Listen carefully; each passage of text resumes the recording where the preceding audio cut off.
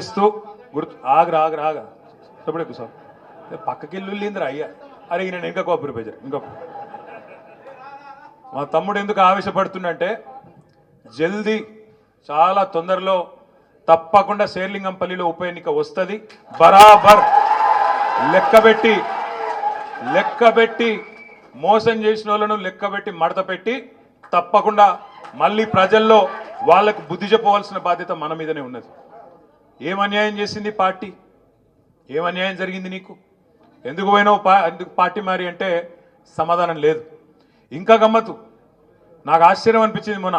అయితే నాకు గమ్మత్ ఎక్కడ అనిపించిందంటే ఆ మంత్రి ఉన్నాడు ఒక ఆయన శ్రీధర్ బాబు అని, చాలా తెలివిగా మాట్లాడుతుండే ఆయన, అతి తెలివి. ఏమంటుండే తెలుసా?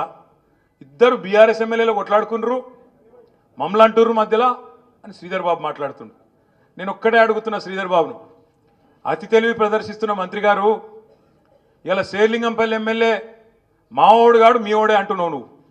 సరే నువ్వు చెప్పింది ఒక్క నిమిషం నిజమే అనుకుందాం, మరి ఆయనకు కండువా కప్పిన సన్నాసేవాడు? శేర్లింగంపల్లి ఎమ్మెల్యేకు కండువా కప్పిన సన్నాసి వెధవ ఎవడు?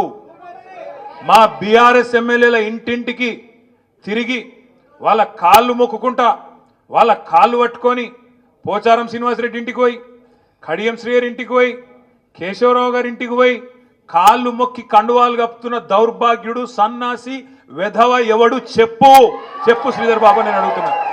చెప్పుకున్నదందుకన్నా కొద్దిగా సిగ్గుమానం ఉండాలనా లేదా? ఇప్పుడు ఏమైపోయింది మీ శేర్లింగంపల్లి ఎమ్మెల్యే పరిస్థితి? అది అంటారు చూడు హిందీలో సామెత, దోబీకా కుత్తా నా గారికా నా ఘాట్. ఇక తెలుగులో ఒక పాట ఉన్నది కానీ నేను చెప్తే బాగుండదు. కొద్దిగా చాలామంది సోషల్ మీడియాలో నడుపుతుర్రు, అది నడవని. మనమేమో మనోడు కాదని పడుతుంది, వాళ్ళేమో మావోడు కాదని పట్టరి. పాపం ఏం చేయాలి, ఆయన బతికియాలి, అట్లా అయిపోయింది.